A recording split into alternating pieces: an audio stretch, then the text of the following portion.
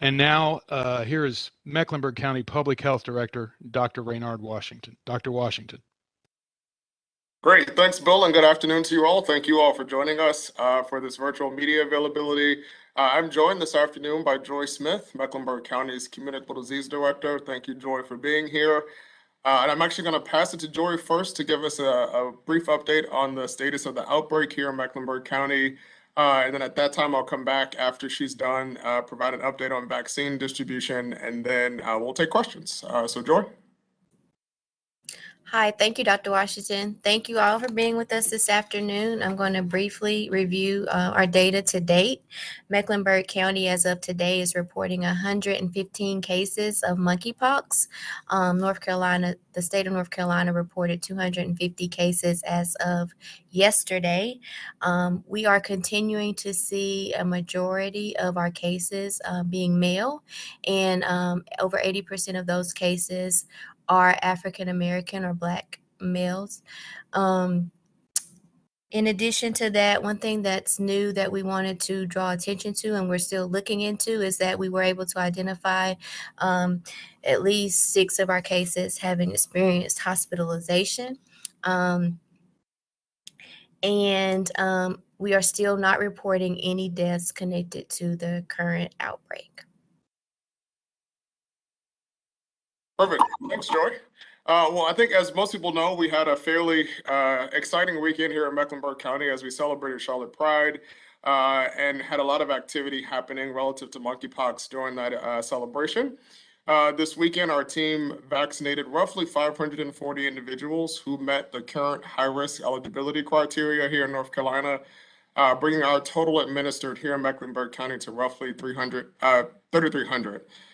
I am very proud of our team's efforts this weekend to reach the most at-risk residents by simply meeting people where they are. I want to especially acknowledge our Deputy Health Director, Paige Bennett, as well as our Assistant Health Directors, Angela Lee and Glenda Dancy, for their leadership of various aspects of this weekend's response, as well as all of our public health staff, clinical and non-clinical, who served at all hours this weekend to make sure that we had a vaccine available where people were.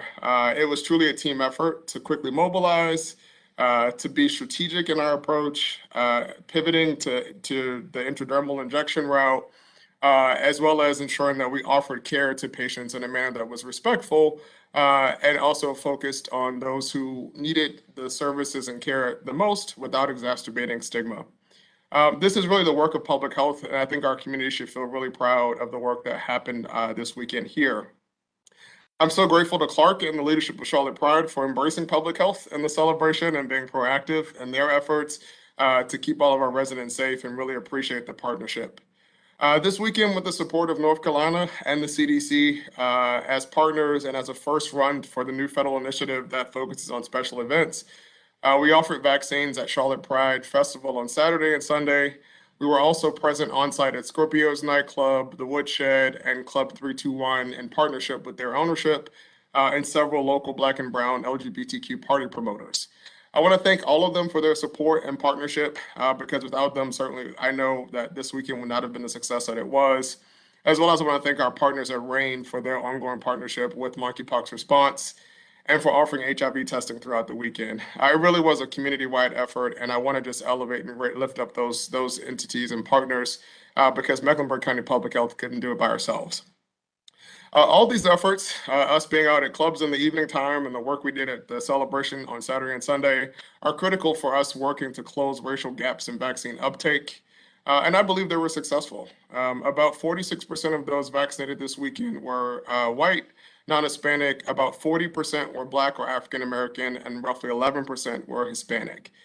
This represents a notable improvement to our overall vaccine demographics since we started vaccinating back in July, which were closer to roughly 50% white, about a third Black. And this is health equity in action. And so the efforts that we're taking now, as well as what we're taking over the next several days and weeks, we hope to close these gaps even further. I will tell you that the racial demographics or distribution of races were much greater for Black and African Americans at several of the alternative events, and so we know the strategy is working, and so we've just got to keep it up so we can close these gaps. I think the importance of this federal push for these large events is also really important and should be noted. I know they're going to be doing more of this over the next few weeks and months, and I think it's critical to our national response. This weekend, we in Mecklenburg vaccinated residents from as far as California, Colorado, Oklahoma, Illinois, Wisconsin, West Virginia, New Jersey, Virginia, Georgia, South Carolina, many from Florida, and of course throughout the entire state of North Carolina. While we didn't use the full 2,000 doses that were available, I think our reach is to be commended. So what's next? We're down to about 660 folks on the wait list here in Mecklenburg County and surrounding counties. We expect to be able to offer appointments to all of those individuals this week. We also have several hundred second dose appointments scheduled throughout this week and throughout the next coming weeks we have for second doses. And we do have more events, weekend events on the horizon. As Joy mentioned, Joy probably hasn't, she didn't mention it yet, but we have had more than 100 confirmed exposures in Mecklenburg County, meaning people who were exposed to individuals who were actively infected. Many of these folks were household contacts and family contacts and were not sexual contacts. And it's really important, it underscores the critical nature of what we're doing right now to act quickly, strategically, and equitably to contain the outbreak, and not just contain it, but to end it. We have more work to do, but I'm very, very happy and proud to be a part of the team getting it done here in Mecklenburg County. So with that, I'm happy to take any questions. Bill, if we have folks in queue. Yes, sir. First question is Lowell Rose, WBTV. Hi, Dr. Washington, some WBTV. My question actually is more on the COVID side of things. Working on a story talking about the COVID test, and a lot of them were. Lowell, unfortunately, I'm having a very difficult time hearing you. I can't hear anything you're saying. Do you want to try to just maybe turn your volume up or maybe hang up and call back? Yeah, I will try that. Okay. Okay, while Lowell is reconnecting, we'll move on to Hunter Science. Hey there, Dr. Washington. Thanks for your time today. In regards to, there are several thousand vaccines down in South Carolina that are unused, looking at their data. I know this happened during COVID too, and you clearly said people are coming into Charlotte from various places and also getting vaccinated. What do you tell people who are living here in the county and are on the wait list currently in regards to going across state lines to potentially get it? What is your message on that front? Sure. I think folks, if they're eligible and they are at risk, I know we are all committed in public health to get them vaccinated as quickly as possible. I know our state partners are working to make sure that we are moving vaccine throughout the state where the demand exists. And I know our federal partners are doing the same. They're making sure that states are using vaccine allocation as it's giving it to them and making sure that vaccine is used before more is made available. I believe those strategies will help us to make sure that we're getting vaccine into the most at-risk communities. But I encourage folks in Mecklenburg, again, to continue to add themselves to the wait list here. As I said earlier, I do believe that we'll offer appointments to everyone on the wait list this week. And so we'll be able to have at least cleared out the 660 that are there. We continue to add folks every day. But we are, especially with the new intradermal method of injection, our supply is much greater than what it has been. And so I definitely think if folks are still waiting and did not get an opportunity to come out and see us over the weekend, certainly hopefully the timetable will be very short. Most people are only on the wait list for a few days right now, and I'm hopeful that we'll be able to shorten that time even in the near future. A quick follow-up to that, Dr. Washington. Would Mecklenburg County ever ask a state like South Carolina if you all are in need, of course, and they aren't being used down there, to send some of them up in order to help us out up here? Yeah, I think our first ask would be to the state. And so we want to make sure we check the inventory that's in the state, of course, to ensure that we are maximizing what's been allocated to North Carolina. And again, I am very appreciative to our partners in the CDC for recognizing that we do have a lot of out-of-town guests come in town for Charlotte Pride and making that additional allocation available to us over the weekend. So we wouldn't have to take that from the supply that we had on hand that was allocated to us for the region. And so I definitely think we would start with the state here locally first to see if there's a supply available in any county or area in the state. But again, as I alluded to earlier, right now I am feeling pretty good about our availability of supply and making sure that we can get through those who are high risk here in Mecklenburg County. And most importantly, we're looking for those folks who may not be on the wait list, who may not be looking for a vaccine, but may be eligible. And that's why we're trying to bring access to the ground. Step back to Lowell Rose real quick. WBTV, Lowell, were you able to get reconnected? Yes, can you hear me? Yes, It's a little bit better, Is yeah. that better? Okay, sorry about that. My question was more so centered on COVID, and that's a lot of the at-home tests that were sent out by the federal government and by the county. They had a short shelf life of 4 to 6 months and have since expired in July or just expired a few days ago. And I know the FDA has granted an extension. So given that people are going back to school, we're getting back into the cooler season in a few weeks, what do you tell people that may have these tests that it's labeled as expired but has been extended? What do you tell to them? What are some things they should know? Sure. So certainly this is going to vary by brand, but that information is still going to be any amendments to the shelf life of those individual test products is going to be connected to the lot number that's on the test. Every test has a lot number attached to it, and the manufacturer of that actual product. And FDA does have a listing of those, a notification by product or by manufacturer that you can look up the lot numbers to see if there's been an extension to the shelf life of the product. We also are, if you cannot find it yourself, certainly I encourage people, especially if they received the rapid test kit from the Mecklenburg County Health Department, they should have received an information sheet along with the test that would have given some information about any expirations. But you can certainly call the COVID hotline and they're able to help assist if you have the lot number on the packaging to check and make sure that your product is still viable to be used. We do have adequate supply in the community. Both at the health department and other sites across the county that are available for folks to pick up new tests if your old tests have expired and are no longer usable. So I encourage folks, if they've expired, to go ahead and pick up some more so you can have those on hand as we do head into the next, potentially the next surge in the next several months of COVID. And just Next one follow-up. question. Go ahead. I was going Go to say, ahead. when would you say is the proper time to discard those tests if someone is not even sure about the extended expiration, although it's not listed? Sure. So I would always advise folks to not use a product that's expired if you don't have something in writing that suggests that the expiration date is not valid or no longer valid or has been extended. And so if you cannot find any evidence that the expiration date has been extended and you are not able to call us to help verify whether or not it's been extended or not, I would advise not to use the product. And again, those expirations are going to be based on the manufacturer of that product. And so you want to make sure that you check by manufacturer and then confirm the lot number. But if you can't confirm anything that it's been extended, then my recommendation would be not to use it. Next question is Christopher Wiggins, The Advocate Magazine. Hi, Dr. Washington. Thank you for taking my question. From people I spoke with who attended Charlotte Pride Festival Parade, they said that it was difficult to find information about monkeypox vaccines, even though they were seeking it, and that there was a lack of signage except for business card-sized info sheets.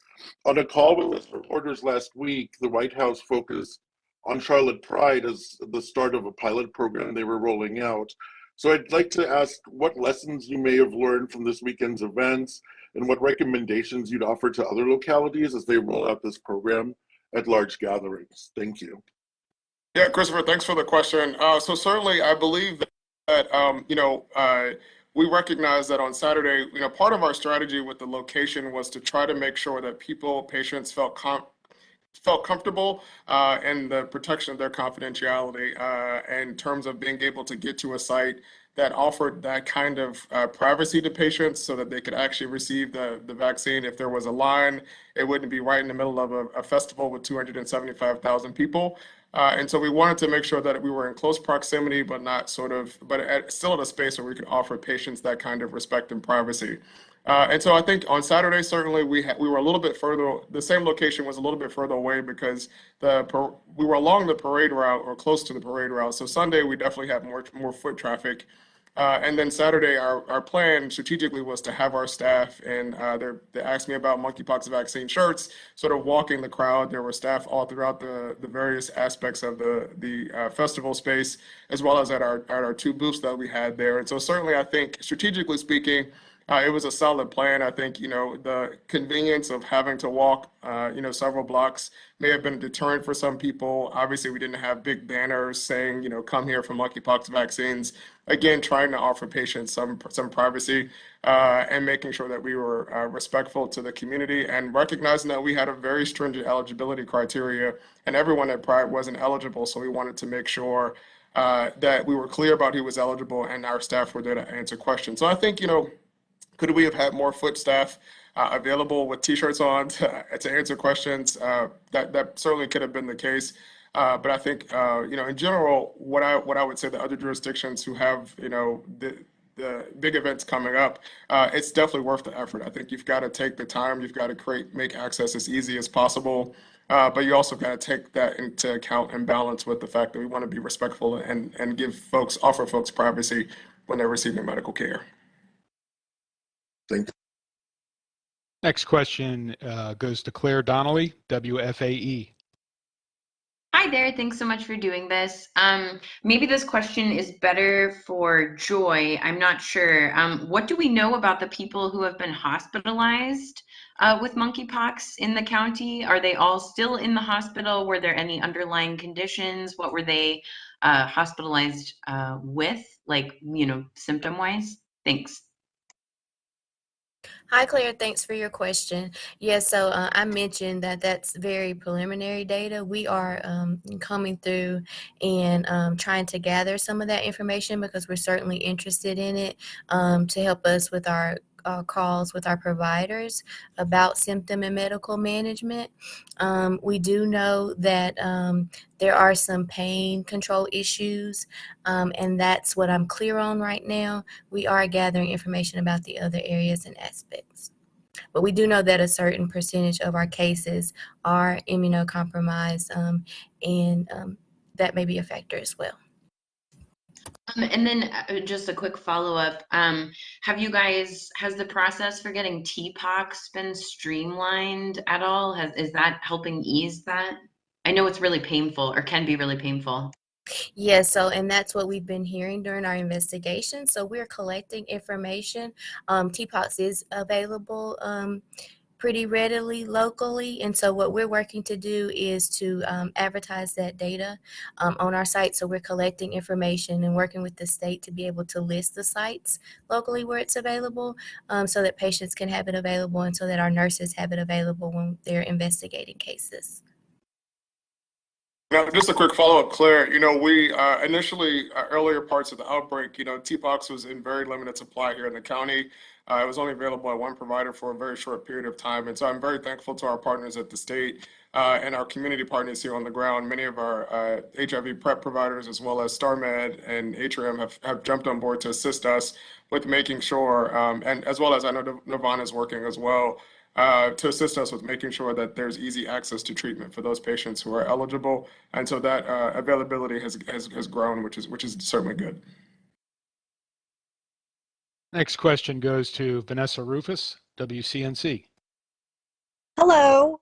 I wanted to ask two questions. My first one has to do with the case trends as far as what we're seeing growth-wise. Not an epidemiologist, but it does seem like the growth of cases has slowed a little bit. Am I imagining that? And if I'm not imagining it, do you attribute that to anything in particular? Yeah, Vanessa, it's an excellent question, and we balance whether or not we say that and when is the right time to say it, especially with infectious diseases that you're still sort of working to fight against, and so you don't want to celebrate too quickly. We are seeing, though, a slowing of the rate of growth in cases here in Mecklenburg County. We certainly are seeing that ourselves. We took a look at our epi curve earlier today and feel confident that we're seeing some slowing of growth, which is certainly encouraging. And I'm 100% sure that is at least in part to the work that we're doing here in public health, both in terms of messaging and communications, our disease investigation, the entire team that's happening, communicable disease, working to make sure we're identifying those close contacts really quickly, getting those individuals vaccinated. We have a very streamlined process to get them into the clinic very quickly. And then our vaccine efforts. As I alluded to earlier, we've vaccinated over 3,300 people who meet that high-risk criteria or were close contacts here in Mecklenburg County, which is more than some states have vaccinated. So I'm very proud that we're working hard and aggressively to try to address what's happening here. But again, we can't do that in isolation. Monkeypox doesn't know geographic boundaries, and so it will take all of us across the country to really contain the outbreak. Wonderful, thank you. And then my second question actually has to do with vaccine distribution. Have received a couple viewer questions wanting to know if at any point we would be offering vaccines to a more widespread group other than just concentrating to at risk. Do you foresee that ever happening in the future? I hope not. And I say that for the reason that if we are successful at controlling the current outbreak and slowing it down completely, then we may not get to the point of necessitating vaccines in the broader community beyond those who are at great risk or have been exposed. But it's certainly a possibility. So I think that is something that we all need to be prepared for.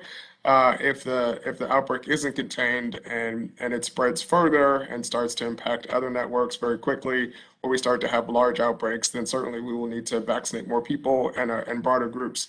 Again, the biggest limitation for that has been not that we don't want to vaccinate people who don't want to be vaccinated, is that we don't have enough vaccine available. So again, I can't underscore how important it is that we have been able to pivot to this intradermal administration, which I am so thankful to our nursing staff, because that's not a technique that they use very often anymore, since we don't do as many TB skin tests. And so the fact that they were able to pivot, refresh their skills, train last week, and be prepared to deploy that, not just in the clinic setting, but in the community setting, it's just a testament to strong leadership, strong work, dedication, and commitment of the team, and will help us in the long run if we ever got to the place where we had to do more mass scale vaccinations. Thank you.